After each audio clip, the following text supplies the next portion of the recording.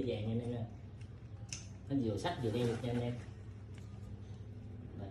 Đó. Anh em có sách thì sách vậy. Thấy không? Có đeo thì đầu tại này nha anh em ha.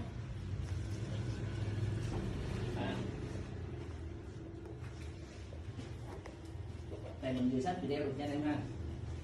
Mấy cái lọng size nhỏ của mình đeo được. Em có ghim vỏ hàng nha anh em.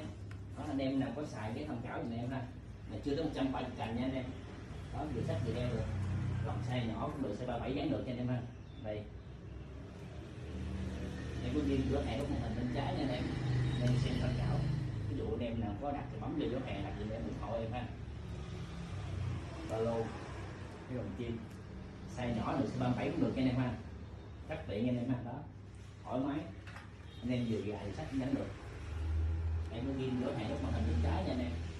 Anh em nào có xài thì ghé bấm vô tham khảo ủng hộ mẹ em nha.